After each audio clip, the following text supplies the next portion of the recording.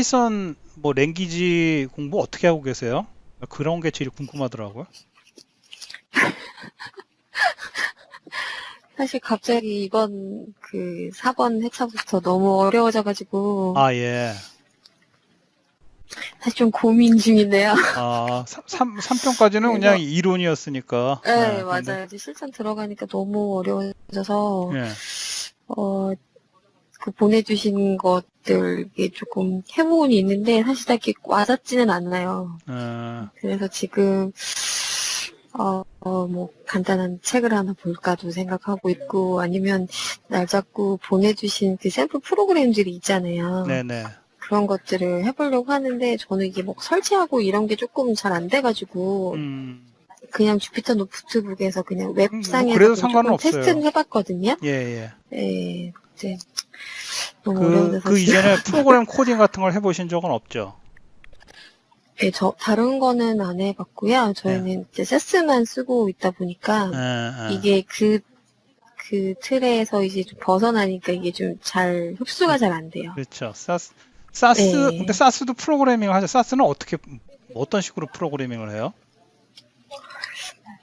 글쎄요, 어떻게 설명을 해드려야 거기 뭐 if then else 이런 거 없어요. 그냥 뭐 이렇게 있죠. 예, 그런 커맨드만 거는 불러. 있어요. 음, 예, 예.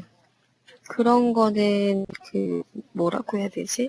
그냥 논리적인 것들은 사실 이해가 되거든요. 예, 근데 이제 예. 문법 같은 게 사실 좀 다르니까 그게 아, 흡수가 좀 안 되는 것 같아요. 빨리. 근데 좀 근데 하시긴 하셔야 되잖아요. 내가 고객정보분석부에서 앞으로 맞아요. 파이썬 쓰신다며. 뭐 6월 달에 그러니까요. 금융연수원도 그러니까 미리 앞으로 실제로 실무에 쓰실 거니까 천천히 음, 하시면 될 거예요. 그리고 앞으로 지금 나오는 과정이 사실은 뭐 이렇게 파이썬 프로그래밍을 하는 과정이 아니라 가지고 음. 뭐 하여튼 천천히 그래서 하시면 될 겁니다. 예. 지금 아, 여기 판다스라고 하는 건요. 이 웨스 맥킨이라고 하는 이 젊은 프로그래머가 만들었어요. 이 사람이 2008년에 첫 번째 버전을 만들어 갖고 어쨌든 지금 굉장히 유명해졌는데 이 사람이 첫 번째 이걸 만들 때는 이제 파이썬을 가지고 R 있지 않습니까? R에 보면은 R에 막강한 그 여러 가지 이제 기능 중에서 R 랭귀지의 아주 뭐 큰 그 좋은 기능이 그 데이터 프레임이라고 하는 기능이었거든요. 그래서 엑셀 시처럼 데이터를 가로축, 세로축으로 쭉 해서 그 세로에는 로가 있고 가로에는 컬럼이 있고 그런 식으로 해서 데이터 프로세싱하는 이제 그런 스프레드शी트죠. 프로그램 안에서 그런 스프레드शी트를 핸들링할 수 있는 기능이 이제 아래 데이터 프레임인데 그 웨스 맥킨이라는 사람이 그걸 파이썬으로 만들었어요. 그러면서 이름을 판다스라고 붙였습니다. 그래서 나이도 이제 33살이에요. 그러니까 20대 초반에 만들었죠. 천재 프로그래머. 그 판다스는 우리가 지금 아직 그 개요를 설명도 드리기 전에 이걸 들어가서 좀 그런데 파이썬에 보면은 데이터를 그 프로그램 안에서 엑셀처럼 핸들링할 수 있는 기능이 판다스고 그 다음에 넘파이라고 하는 거는 완전히 수치 연산용이에요. 그래서 어, 그 우리가 그 가로 세로 그러니까 행렬식 그러니까 우리 이제 선형대수 머신러닝 하는 사람들이 수학을 좀 알아야 되는데 거기 보면 이제 선형대수라고 해서 리니어 알지브라죠. 기본적으로 기초를 좀 알아야 되거든요. 아마 고은님도 그 자료 거기 보면은 이제 그 어레이 간의 행렬 간의 연산 뭐 이런 자료 설명을 준비를 하셨던데 그런 이제 수치 계산을 전문으로 하는 게 넘파입니다. 그래서 그 이제 그 따로 패키지가 되어 있는데 판다스는 넘파이를 사실은 그 안에서 다 채용을 해서 쓰고 있어요. 그래서 판다스가 굉장히 빨라요. 넘파이도 굉장히 빠른 이유가 넘파이는 그 밑에 엔진이 전부 C로 되어 있어요. 그래서 포트란하고 C로 되어 있어서 굉장히 그 연산 속도가 빠릅니다. 파이썬 자체는 느리지만 그 밑에 이제 그 아주 핵심되는 모듈들을 다 포트란하고 C로 짰거든요. 넘파이는. 그래서 이제 빠르고 판다스는 그 넘파이를 또 채용을 해서 쓰기 때문에 판다스도 굉장히 빠릅니다. 선산 속도가. 근데 이제 차이가 넘파이는 그 숫자만 쓸 수가 있어요. 숫자로 이제 인덱싱을 하는데 판다스는 그거보다 좀 더 이제 플렉시블하게 그 문자로도 인덱싱을 할 수 있도록 돼 있습니다. 무슨 말이냐? 구체적으로 제가 한번 일단 그 파이썬 처음 시작할 때 그 다른 기본적으로 디폴트로 돼 있지 않은 그 패키지들은 임포트로 불러야 돼요. 그래서 우리가 넘파이를 쓸 때는 넘파이, 판다스를 쓸 때는 뭐 판다스를 임포트를 해서 먼저 앞에 모듈을 불러와야 쓸 수가 있는데 여기 제가 뭐 다 그 혹시 모르시는 분을 위해서 설명드리면 numpy라는 모듈을 임포트하는데 np라고 하는 이름으로 난 쓰겠다. 만약에 numpy를 부르는데 내가 import numpy 하는데 그냥 이렇게만 할 수도 있어요.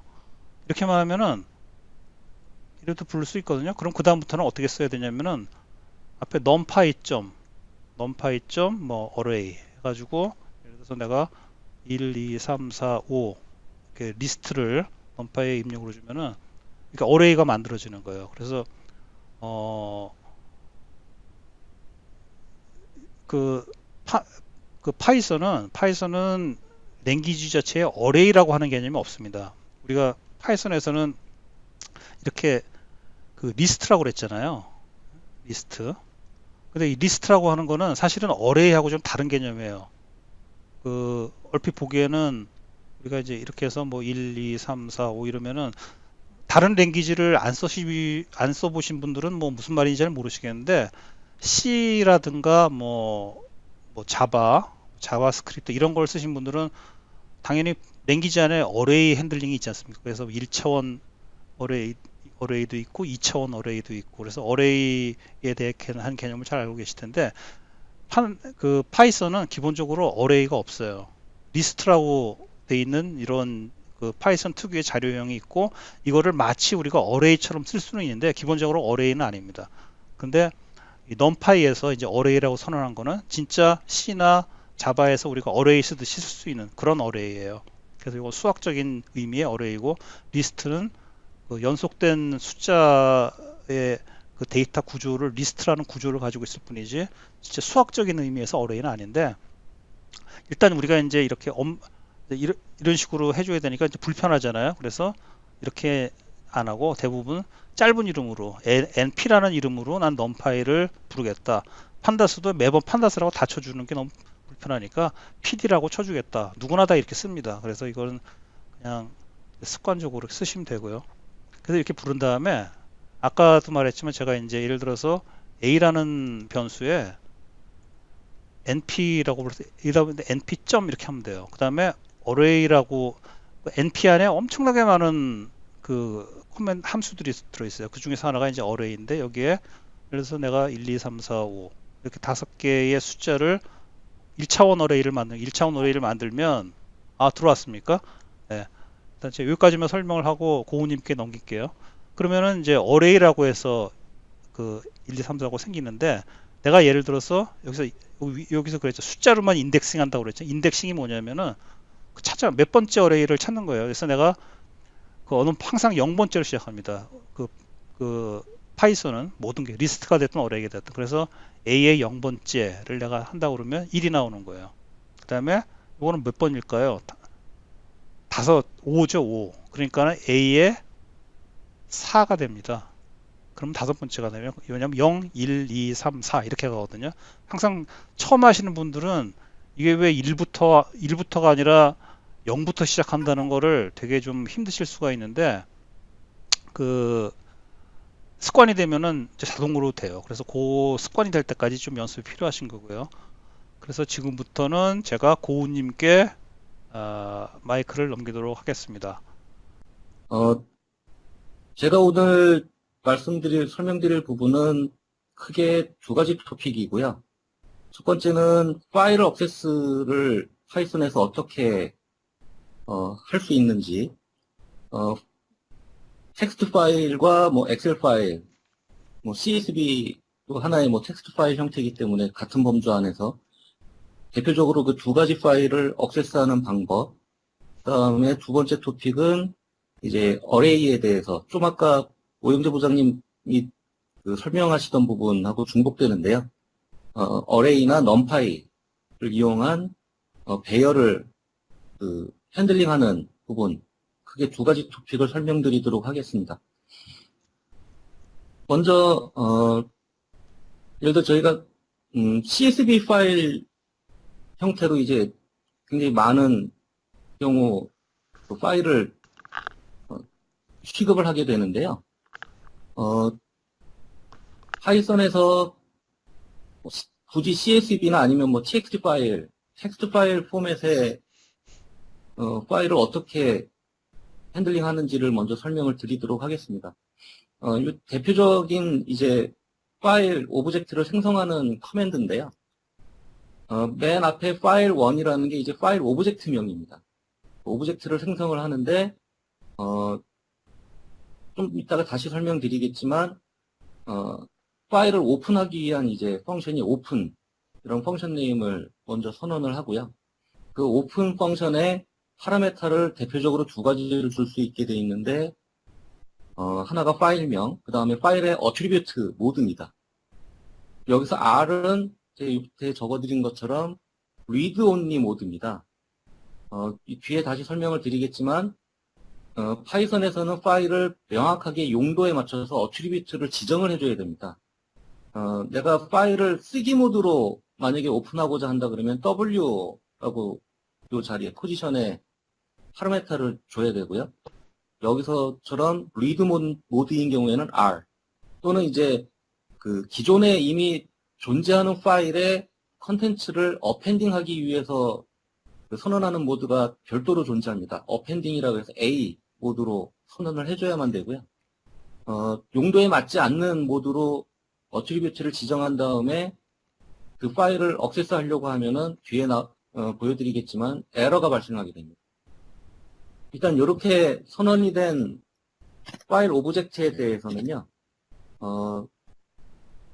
파일 오브젝트 뒤에 오는 펑션을 이용해서 그 파일의 어떤 여러 가지 특성을 파악을 할 수 있게 됩니다. 첫 번째 뭐 대표적으로 파일의 네임이 뭐냐, 내가 현재 생성한 파일 오브젝트에 해당하는 파일 네임이 어떤 거냐. 그러면은 이제 경로명하고 같이 보여지게 되고요. 그 다음에 그 파일의 모드가 뭐냐. 그러면 이제 R 모드로, read only 모드로 지금 현재 선언이 되어 있다는 걸 보여줄 수 있게 됩니다. 이렇게 생성된 파일 오브젝트에서 그 컨텐츠를 이제 읽어들여서 데이터를 생성을 하게 되는데요. 여기 대표적인 형태의 그 스테이트먼트입니다. 파일 오브젝트를 선언을 해주고 read라는 펑션을 사용을 하게 되면 텍스트라는 이제 어떤 데이터 오브젝트에 이 파일에서 읽은 내용을 저장을 담고 있게 됩니다. 그거를 이제 브라우징 할 수 있는 뭐 커맨드가 대표적인 게 이제 프린트해서 이렇게 보게 되면 이 파일을 먼저 보여드릴게요. CSV 파일 제가 미리 이제 만들었던 건데 이렇게 헤더를 포함해서 5라인을 포함을 하고 있는 파일을 제가 미리 만들어 놨거든요. 파일에서 보는 형태 그대로 이 커맨드 라인에서 실행 결과가 나오는 걸 보실 수가 있게 됩니다. 위에 말씀드린 것처럼 만약에 리드 모드로 생성한 파일 오브젝트에 대해서 예를 들어 뭐 시도를 한다거나 어펜딩을 시도를 하게 되면 에러가 나게 되고요. 요 밑에 이제 제가 라이트 모드로 쓰기 모드로 일단 파일 오브젝트를 파일 2라는 오브젝트를 생성을 한 다음에 이거를 오픈을 하게 되면 그러니까 파일을 열어보겠다는 거죠. 이렇게 되면 지금 여기 제가 실행 결과를 미리 이제 여기다 뿌려놨는데 이렇게 에러가 발생하게 됩니다. 오브젝트가 오픈 어트리뷰트를 갖고 있지 않다. 그러면서 에러가 발생하게 되고요. 어펜딩도 마찬가지 현상을 보여주게 됩니다. 그 다음에 또 한 가지 주의하셔야 될 게 단순히 이렇게 오픈 메소드로 파일 오브젝트를 생성했을 경우에는 반드시 클로즈를 해줘야 됩니다. 이렇게 되면 파일 오브젝트를 클로즈를 해주지 않게 되면은 글쎄 이 정도 굉장히 그 기본적인 수준에서의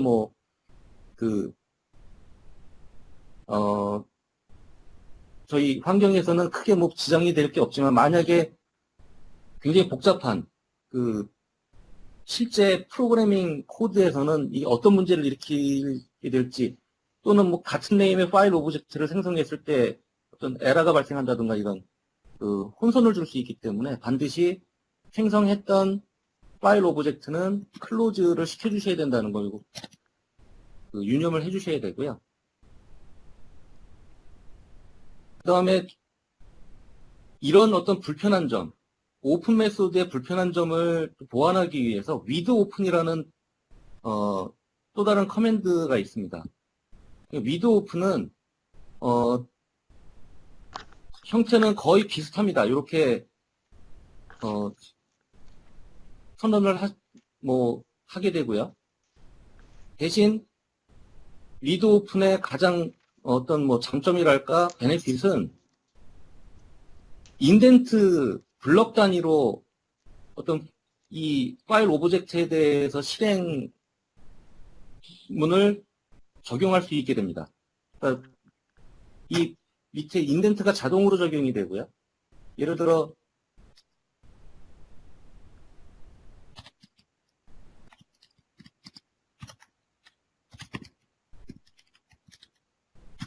이런 형태 with open 다음에 오는 블럭에 존재하는 실행문을 일괄적으로 실행을 시켜주게 됩니다.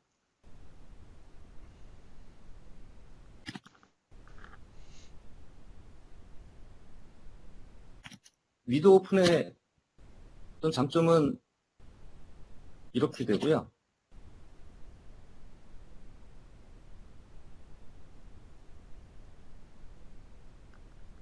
그 다음에 이 with open의 또 하나의 장점은 위에서 말씀드린 오픈 메소드의 뭐 가장 불편한 점의 하나인 이제 클로즈를 별도로 실행하지 않아도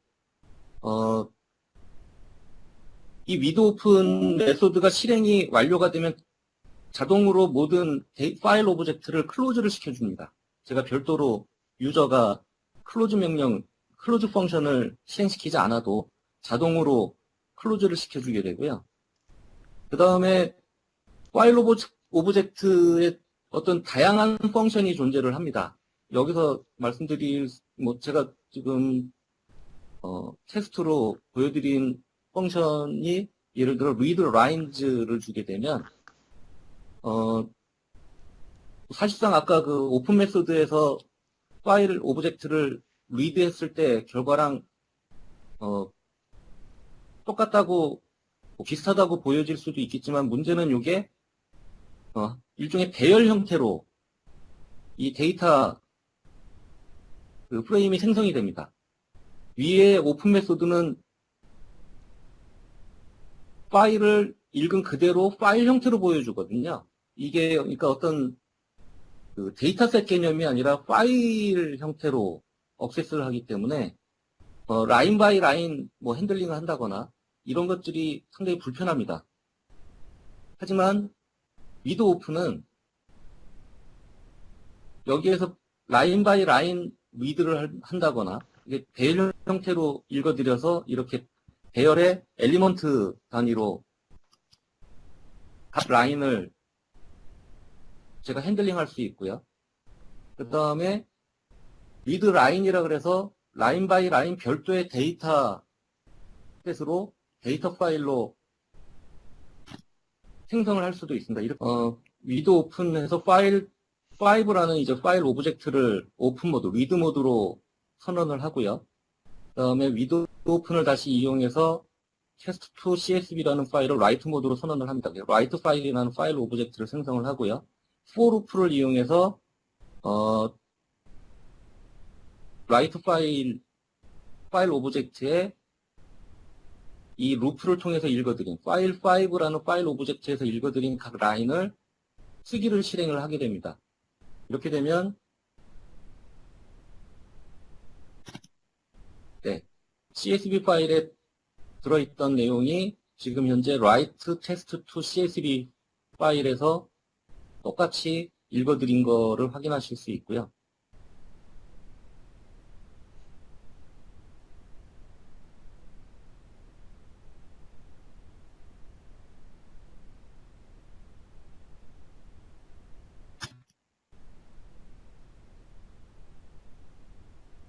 요거는 다시 그 write test to CSV 파일에서 파일에다가 다시 한번 테스트 CSV에 있던 내용을 어펜딩 하는 걸 보여드리려고 제가 만들어 놓은 코드입니다. 그래서 다시 툴을 읽어보면 같은 내용이 두 번 어펜딩 된 거를, 한 번 더 어펜딩 된 거를 확인하실 수 있죠. 이런 형태로 위드 오픈 메소드 같은 경우는 활용하실 수 있다는 걸 보여드리려고 했던 겁니다. 그 다음에 좀 전에 말씀해 주신 그 판다스를 이용한 이제 데이터 핸들링인데요. 아까 부장님이 보여주신 것처럼 임포트에서 판다스 라이브러리를 이제 PD라는 이름을 알리아스를 가지고 생성을 하고요. 파일 경로와 파일 네임을 통째로 이제 CSV 언더바 패스라는 이제 변수에 담고 이 판다스에서 제공하는 read 언더바 CSV 펑션에다가 이 아규먼트를 넘겨주게 되면 GF라는 데이터 프레임의 형태로 그 CSV 테스트 CSV 파일에 있던 내용을 생성을 하게 됩니다. 이 데이터 프레임의 장점은 위에서 보여드린 것들은 다 어떤 그 파일 의 속성을 가진 그 형태로 억세스를 하게 되는데, 데이터 프레임은 마치 저희가 뭐 엑셀 파일이나 또는 저희 같은 경우에 자주 사용하는 이제 세스 데이터셋 개념처럼 2차원의 어떤 그 크로스탭 형태의 데이터 형태로 생성을 해주게 됩니다. 이렇게 되면 이제 여러 가지 그 데이터 형태로 어떤 그 값들을 취급하는 데 있어서 굉장히 이제 편의성이 높아지게 되는데요. 예를 들어 여기 보여드린 것처럼 df 그 데이터 프레임에 위에서 생성한 df라는 데이터 프레임에서 id와 name 컬럼만 가지고 오는 겁니다. 그래서 그 x라는 이제 변수에다가 값을 담게 되고요. 그 위에 엔터를 안 치셨어요. 아니, 그 위에 셀들 엔터를 다 쳐서 실행을 안 시켰다고. 설명만 하시고. 예. 네. 이렇게 보시게 되면 크로스탭 형태의 뭐 그냥 엑셀이라고 생각하시면 됩니다. 하나하나가 이제 엑셀의 각 셀이 되고요. 이게 컬럼, 이게 라인이 되겠죠. 이런 형태로 이제 데이터 프레임을 생성을 해주게 됩니다. 이렇게 생성된 데이터 프레임을 가지고 예를 들어 여기에 이게 컬럼 네임이 있어야 되는데 잠시만요.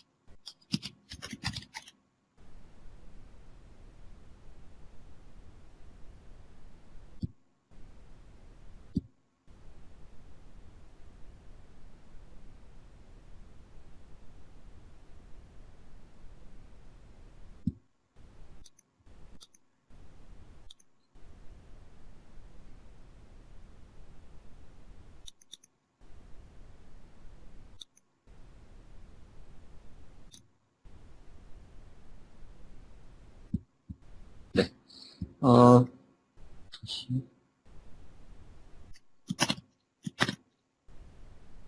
네. 아까 제가 컬럼 네임을 추가를 한 형태로 좀 다시 보이는 걸 확인하실 수 있고요. 이렇게 했을 때 데이터 프레임 중에서 id와 name에 해당하는 컬럼만 x라는 변수의 값들을 저장을 하게 됩니다. 그래서 x를 프린트하게 되면 id와 name 컬럼만 가지고 와서 x라는 변수가 생성된 걸 보실 수가 있습니다. 그 다음에 이렇게 생성된 또 데이터 프레임에서 제가 일부분만 서브셋을 이제 참조를 할 수가 있게 되는데요. 예를 들어 id name에서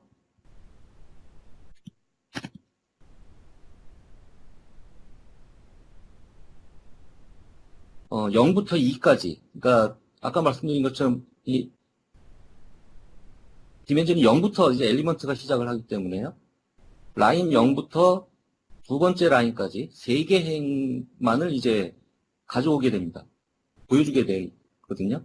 요거는 지금 파이썬에서 이제 좀 워닝 메시지가 뜨는 건데요. 아마 조만간에 지금 여기 보여드린 ix 펑션은 디플리케이티드 될 것 같습니다. 대신 이제 LOC나 ILOC 펑션을 사용하라는 이제 메시지고요. 그래서 제가 한번 LOC와 ILOC도 한번 어떤 차이점이 있는지 한번 테스트를 해봤습니다. 그랬을 때 똑같은 조건을 엘리먼트 참조 인자를 줬는데도 나오는 결과가 약간 차이가 있는데요. LOC는 말 그대로 0부터 2까지 3개 행을 보여주게 되고요. ILOC는 옵셋 개념으로 0에서부터 두 행만 가져오게 됩니다. 그래서 보시면 0과 1 행만 갖고 온 거를 보실 수가 있게 되고요. 요거는 좀 참고를 해두시면 제가 지금은 오해가 있어요. 잠깐 저 보충 설명드리면은 LOC는 그러니까 이제 IX는 이거 앞으로 파이썬 하시면서 디프리케이트라는 걸 많이 보실 거예요. 왜냐하면 파이썬이 계속 버전이 되면 업그레이드 되면서 이제 더 이상 지원 안 한다는 워닝을 계속 주는데 이제 사라질 놈 그걸 디프리케이트라고 그러고요. 그래서 하여튼 이제 IX라는 기능 대신에 앞으로 ILOC이나 록을 쓰라는 건데 LOC는 인덱스 명을 주는 거예요. 여기에는 근데 지금 우리가 고우님이 그냥 0, 1, 2 이렇게만 주셨기 때문에 저게 0, 1, 2가 그냥 예를 들어서 제가 이제 보충 설명으로 보여드릴 거는 0, 1, 2 말고 저걸 A, B, C 이렇게도 이름을 줄 수가 있어요. 그게 이제 제가 numPy는 숫자밖에 안 되는데 인덱싱이 판다스는 캐릭터로도 된다라고 하는 게 이제 요건데 그래서 0, 1, 2를 얘는 지금 LOC는 그걸 이름으로 생각한 거예요. 그래서 0이라는 이름부터 2라는 이름까지를 내놔라 한 게 이제 LOC고 근데 ILOC은 그야말로 아까 제가 처음에 0, 1, 2 이렇게 나간다고 그러셨습니까? 그래서 0, 1, 2 근데 항상 파이썬이 헷갈리는 게 두 가지가 헷갈려요. 파이썬은 리스트도 그렇고 넘파이도 그렇고 앞으로 인덱싱 하실 때 계속 처음 하는 분들이 헷갈릴 게 항상 0부터 시작한다. 그게 이제 첫 번째로 조심하셔야 되는 거고 그 다음에 뒤에는 불포함이에요. 항상 앞에 시작은 포함, 뒤에는 불포함. 그래서 이거를 우리가 좋게 생각하면 0부터 2개 이렇게 생각하면 이제 굉장히 쉬운 거고 2라는 숫자가 이게 자릿수에 포함되느냐 안 되느냐를 생각하면은 계속 헷갈려요. 그래서 어쨌든 이거는 0과 1 그 두 개를 슬라이싱 자른다는 거 자르는데 슬라이싱을 0부터 2 하면 항상 뒤에는 불포함이에요. 파이썬은 랭귀지 자체가 그래서 0, 1 두 개를 아일로그는 가져온 거고 요거는 포지션으로 인덱스 슬라이싱을 한 거기 때문에 그 다음에 LOC는 이름으로 0이라는 이름부터 2가 이때는 포함이에요. 뒤에가 숫자로 슬라이싱 한 게 아니기 때문에 포함된 거거든요. 그래서 저렇게 이제 결과가 된 거예요. 네, 계속 하시죠. 네.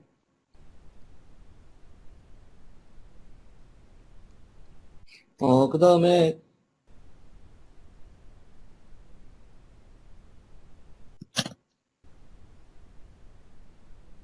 판다스의 또 다른 이제 여러 가지 좀 효용성이 높은 이제 펑션을 몇 개 보여드리려고 일부러 다시 요거를 만들어 봤는데요.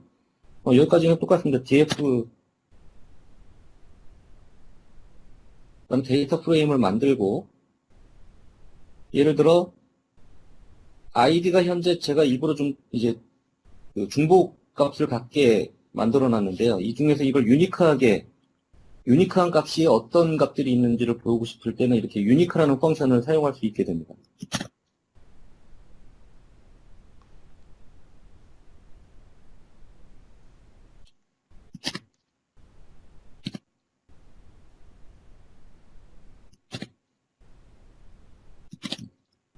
네, 이렇게 되면 현재 여기에는 1, 2, 3, 4가 유니크하게 존재한다라는 게 되고요. 그 다음에 뭐 예를 들어 스코어에 있는 값을 가지고 어떤 조건 값에 따라서 그 조건에 해당하는 라인만 가지고 온다 하게 되면 여기서 0, 2, 3, 6번째 라인이 9보다 큰 값을 갖고 있기 때문에 9보다 크거나 같은 값을 갖고 있기 때문에 지금 0, 2, 3, 6번 행만 가져온 걸 보실 수가 있게 됩니다. 또 이 값, 이렇게 생성한 데이터 프레임의 값을 이제 또 다른 CSV 파일에 저장을 할 수도 있게 되고요. 이 파일을 열어보시게 되면, 네. 좀 전에 조건에 의해서 제가 가져온 값들이 파일에 생성이 되어 있는 걸 확인하실 수가 있게 됩니다. 그 다음에 이제 판다스에서는 텍스트 파일뿐만이 아니라 이제 XLS, 엑셀 파일을 다이렉트로 핸들링 할 수 있게 되어 있는데요. 선언하는 방법은 뭐 동일합니다. 다만 이제 펑션이 read 언더바 CSV냐, read 언더바 엑셀이냐, 그 파일의 포맷에 맞춰서 해당하는 그 펑션을 콜을 하시면 되고요. 보여지게 되는 값은 위에 보여드렸던 샘플하고 같은 값들을 보여주게 됩니다. 그 다음에 엑셀 파일에 이제 시트가 여러 개 존재하는 경우가 많이 있으실 거예요. 그래서 특정 그 시트를 갖고 오고 싶을 때 이렇게 시트 네임에다가 여러 가지 이제 파라메타 형태의 값을 지정을 할 수 있게 되는데 요거는 첫 번째 시트를 갖고 오라는 겁니다. 만약에 요거를 생략을 하게 되면 자동으로 알아서 첫 번째 존재하는 시트를 자동으로 가져옵니다. 이 판다스에서. 마찬가지로 가져왔고요. 그 다음에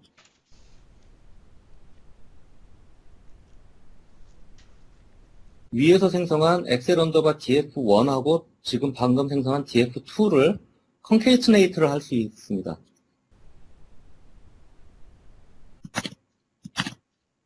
이렇게 되면 같은 레코드가 두 번 이렇게 생성된 거를 보실 수가 있고요. 같은 데이터 프레임 내에. 그 다음에 요거를 또 다른 방법으로 이런 형태로 이제 똑같이 적용할 수 있다는 걸 이제 보여드리는 거고요. 훨씬 위에 보여드린 이 문장이 단순한 거를 이제 보시면 아실 수 있을 겁니다.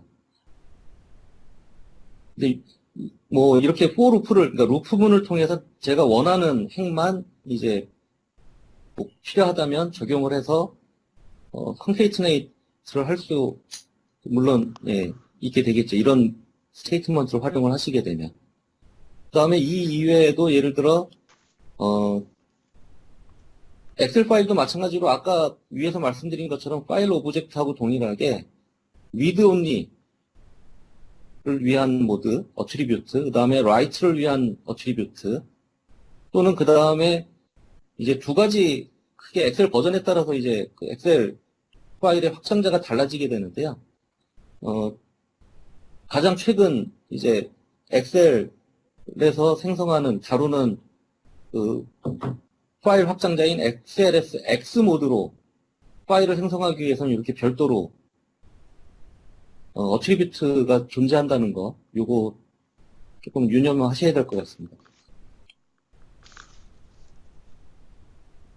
일단 파일 액세스 부분은 여기까지인데 혹시 뭐 질문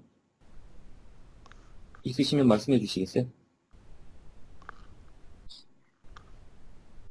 그러면 디멘전으로 넘어가도록 하겠습니다. 파이썬에서 디멘전 이제 넘파이를 이용해서 생성을 하게 되는데요. 아까 부장님이 잠깐 보여주신 것처럼 임포트 넘파이를 해서 mp라는 이름의 넘파이 그 오브젝트를 생성을 하고요. 거기에 이제 다양한 방법으로 이제 어레이를 생성을 해서 액세스를 할 수 있게 됩니다. 뭐 가장 기본적인 형태의 어레이 생성문은 이렇게 이제 구성이 되고요.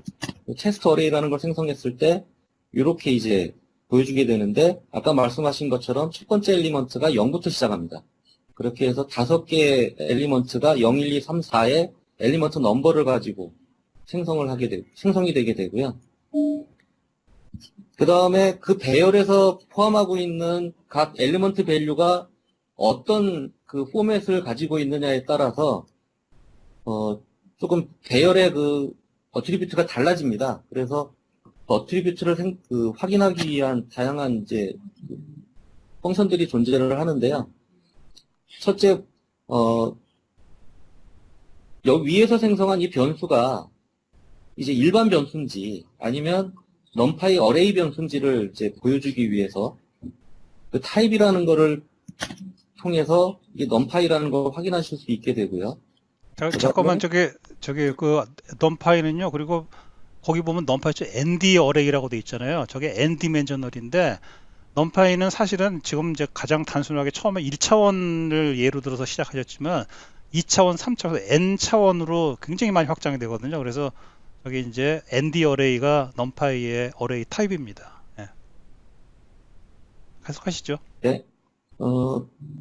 어레이의 사이즈를 확인할 수 있는 뭐 사이즈 펑션이라든가 그 다음에 지금 위에서 생성한 거는 이제 단차원 배열인데요. 1차원 배열인데 만약에 이게 디멘전이 늘어났을 때 이게 몇 차원 배열인지를 확인할 수 있는 n 디멘전 펑션이 있고요. 그 다음에 여기 지금 말씀드린 것처럼 배열에 포함되어 있는 데이터 밸류의 타입이 어떻게 구성되어 있느냐, 어떤 형태의 그 밸류를 배열에서 포함하고 있느냐를 보여줄 수 있는 d타입이라는 펑션이 있습니다. 이거 인티저 64비트라는 뜻입니다. 전부 인티저 밸류로만 구성되어 있고 인티저 밸류를 허용할 수 있는 비트는 64비트의 랭스까지 밸류를 허용하는 배열이다라는 뜻이고요. 쉐이프를 쓰게 되면은 지금 이건 이제 단차원 배열이기 때문에 이 뒤에 아무 숫자가 안 나오는데요. 5개의 그 엘리먼트를 포함한 단차원 배열이라는 뜻입니다. 이 밑에 이제 제가 그 다차원 배열도 나오게 되는데요.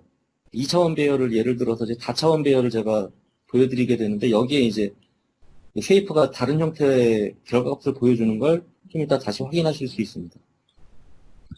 그 다음에 요거는 이제 인티저 이외에 디시멀 밸류까지 포함을 했을 때는 어떻게 달라지는지를 보여드리려고 제가 일부러 다시 한번 만들어 봤고요. 아까 말씀하신 것처럼 숫자 값들로 구성된 어레이라는 ND 어레이 똑같은 결과값을 보여주고요. 데이터 타입은 이제 플롯으로 바뀐 걸 보실 수가 있습니다. 그 다음에 만약에 캐릭터로 구성됐을 경우에는 마찬가지로 배열이라는 거를 뜻하는 거는 동일한데 여기서 달라지게 됩니다. 이게 유니코드, U는 이제 유니코드라는 뜻이고요. 유니코드로 구성된 캐릭터를 포함하고 있다는 뜻이고 뒤에 4는 배열에 포함된 각 엘리먼트에서 가장 긴 데이터 밸류의 랭스가 4바이트라는 뜻입니다. 그 다음에 뭐 당연히 배열이니까 여기도 이제 인덱싱이나 슬라이싱이 가능하고요. 베리어블 1에다가 마찬가지로 아까 위에서 생성한 테스트 어레이 3를 넣고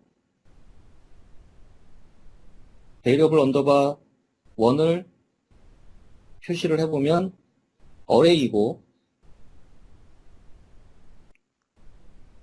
1부터 4까지의 엘리먼트에는 각각 BCD, CD, DE 0, 1, 2, 3, 4, 5기 때문에 1부터 아까 말씀하신 것처럼 뒤에 4는 포함하지 않죠. 그래서 1부터 4 미만까지의 엘리먼트라고 이해하시면 되겠습니다. 그러니까 세 번째, 그러니까 엘리먼트 넘버 3번까지만 나오게 됩니다. 그래서 BCD, CD, DE가 나오게 되고요. 데이터 타입은 유니코드에 마찬가지로 최대 4바이트까지가 허용이 되는 어레이다라는 뜻이 됩니다. 여기에 일부러 제가 한번 그 엘리먼트 랭스를 초과하는 값을 한번 제가 배열에 대입을 해봤습니다. 과연 어떤 현상이 벌어지는지. 그랬을 때 제가 세 번째하고 네 번째 엘리먼트에다가 각각 이렇게 값을 리플레이스먼트를 좀 시켜봤는데요. 아까 보시면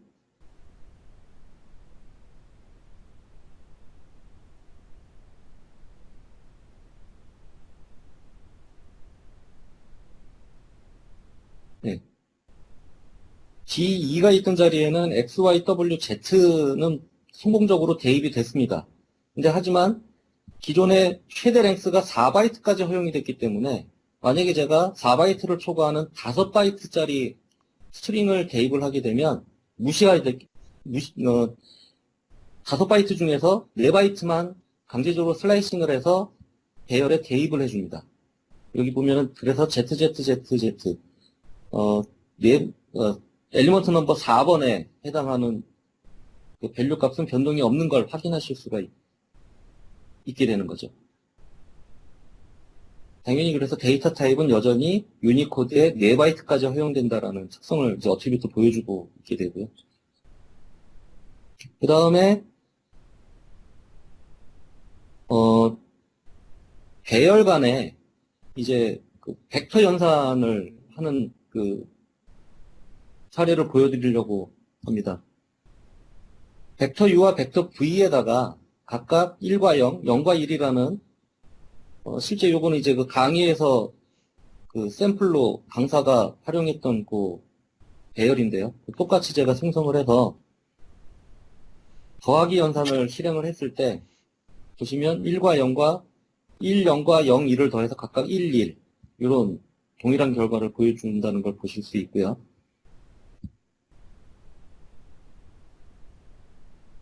이거를 만약에 이런 어떤 벡터 연산이 아니라 그냥 일반적인 파이썬 코드로 해결을 하려면 이런 형태로 이제 구현을 하게 된다는 거를 보여드리려고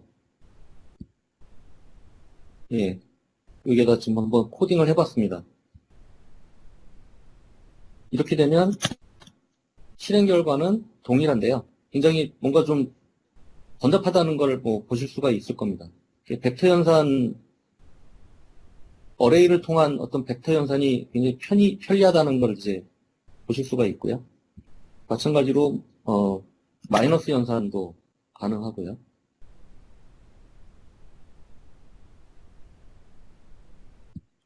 그 다음에, 이렇게 1과 2라는 두 가지 엘리먼트를 가지고 있는 배열에 이렇게 일괄적인 컨스턴트 밸류를 가지고 벡터 연산을 할 수도 있습니다. 이렇게 되면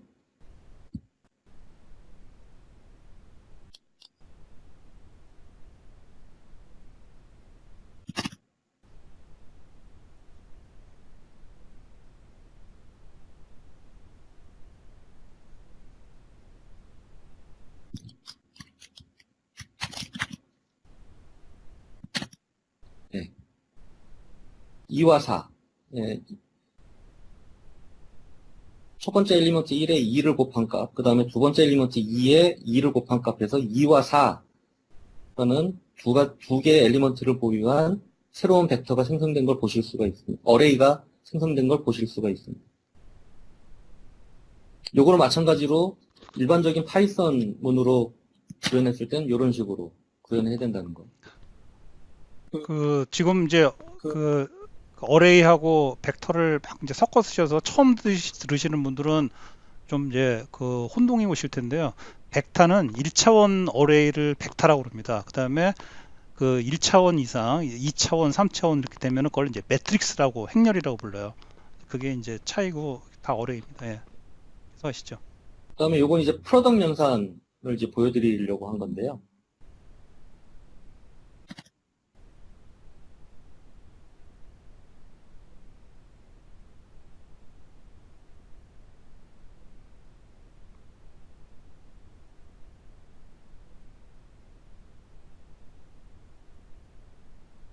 음, 보스. 그다음에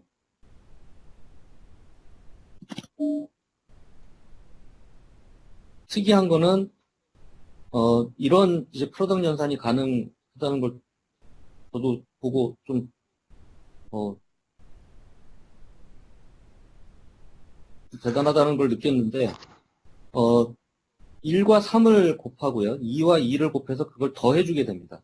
그거를 이렇게 DOT라는 닷 펑션을 통해서 파라메타 형태로 두 가지 어레이를 제공을 하게 되면 자동으로 이런 형태의 그 결과값을 도출할 수 있는 펑션을 제공하는 것을 보실 수 있습니다.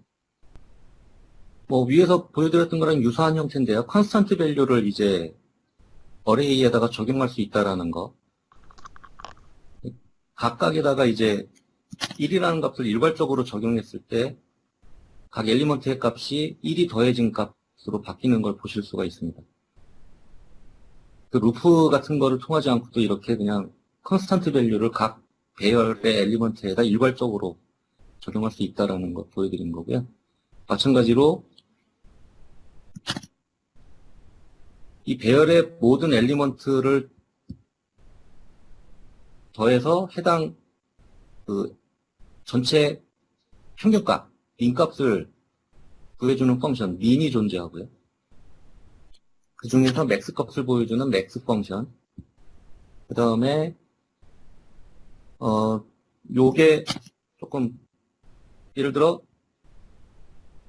첫 번째 엘리먼트엔 0이고요. 두 번째 엘리먼트에는 파이값, 3.24159에 나누기 2한 값, 그 다음에 세 번째 엘리먼트에는 파이값을 넣어놨을 때, 해당 값에다가, 예를 들어, 일괄적으로 사인을 적용했을 때, 사인 값을 적용했을 때, 이렇게 값이 바뀌는 걸 보실 수가 있습니다.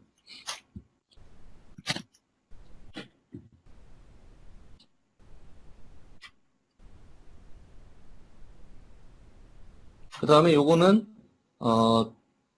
마이너스 2부터 2까지의 값을 5등분 하라는 뜻입니다. 그래서 결과를 보시면 마이너스 2부터 2까지를 5등분 했을 때 5단계로 마이너스 2, 마이너스 1, 0, 1, 2로 자동으로 값을 슬라이싱을 해서 새로운 배열을 생성해 준 것을 보실 수가 있고요. 이걸 한번 9등분을 해봤습니다. 9등분을 했을 때 차이는 여기처럼 마이너스 2부터 1.5, 마이너스 1.5, 마이너스 1, 마이너스 0.5, 0, 0.5, 1, 1.5, 2. 근데 만약에 여기에 이제 그 균등하게 자를 수 없는 어떤 파라메타를 예를 들어 여기에 뭐 10을 준다거나 이러면 이제 에러가 나게 됩니다. 아니, 아이고, 아니.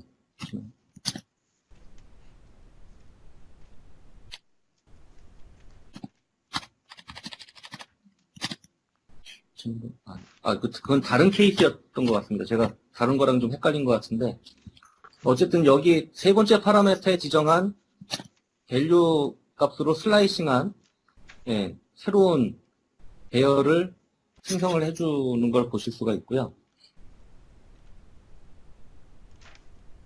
요거는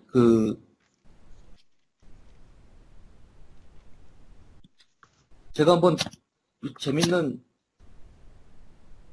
사례라서 한번 이건 그 강의 듣다가 한번 여기다 같이 보여드리려고 갖고 와봤는데, 위에 요 슬라이싱을 활용을 해서 예를 들어 0부터 파이의 제곱 곱하기 2한 값을 100등분을 했을 때 생성되는 이제 그래프를 자동으로 이렇게 생성을 해주게 됩니다. 맷플롯 라이브러리를 이제 임포트를 해서 이 벡터에다가 위에서 생성한 이 벡터 플롯 값 100등분한 값에다가 사인을 적용하게 되면 자동으로 이 플롯이라는 펑션에다가 요 두 가지 위에서 생성한 요 numPy 그 벡터를 아규먼트로 전달을 하게 되면 이렇게 그래프 형태로 보여주게 됩니다.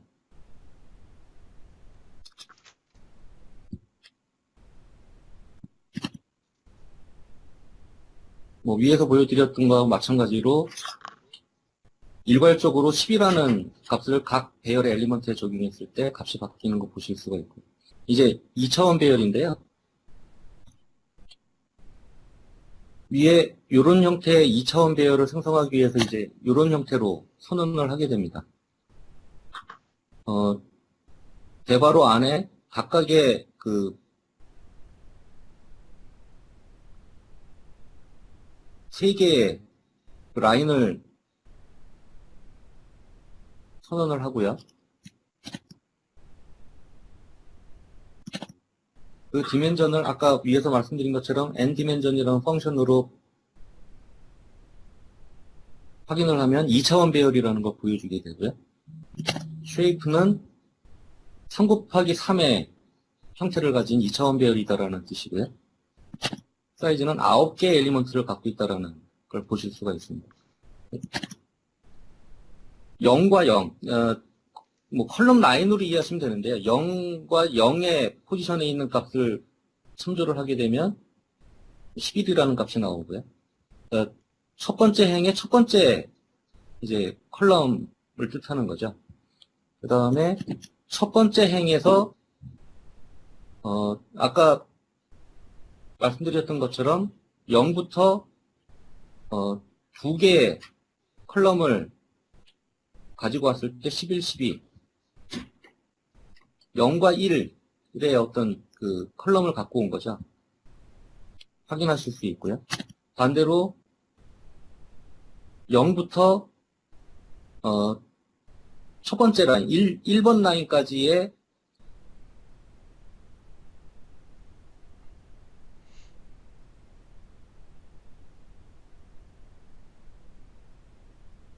0부터 두 번째 라인까지의 두 번째 컬럼에서 0부터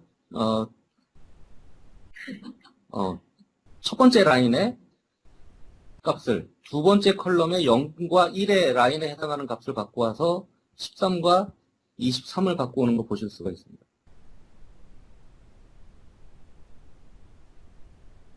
그 다음에 이게 이제 아까 부장님 말씀하신 것처럼 일종의 그 행렬 연산인데요. 4차원 배열 두 개를 선언을 하고 각각을 행렬 연산 곱하기를 했을 때 여기 보시는 것처럼 1과 2를 곱한 값 첫 번째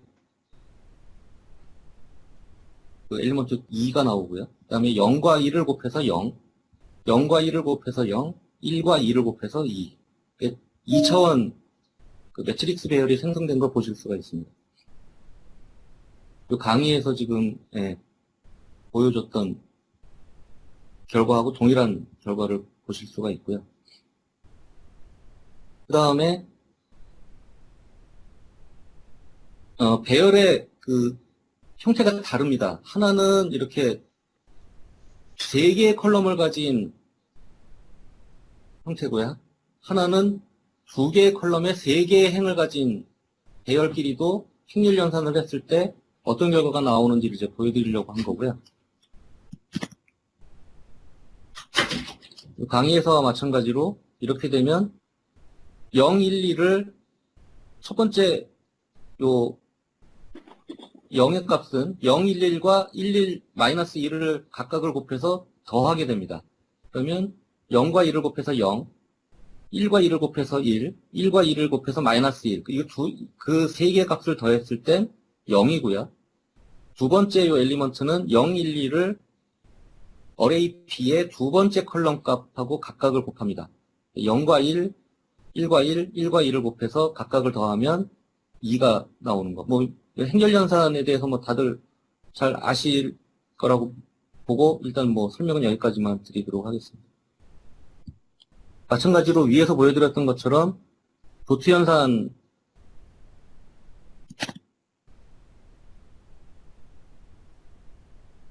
하는 거를 이제 보여드리려고 마지막으로 요거는 제가 추가를 해봤습니다. 이렇게 되면 1과 0, 1, 2를 각각 곱해서 더한 2가 되고요. 1과 0, 1, 1. 그 다음에 0과 0, 2를 각각 곱해서 2. 그 다음엔 죄송합니다. 1과 2, 0과 2를 각각 곱해서 더한 2. 그 다음에 1과 1, 0과 2를 곱해서 나온 1. 그 다음에 0과 2, 1과 2를 곱해서 나온 1. 그 다음에 0과 1, 1과 2를 곱해서 나온 2. 이렇게 2차원 배열을 확인하실 수 있습니다. 제가 요거는 저도 헷갈려서 밑에다가 이게 복기를 한 건데요. 요거 참고하시면 될 것 같습니다. 네, 이상입니다.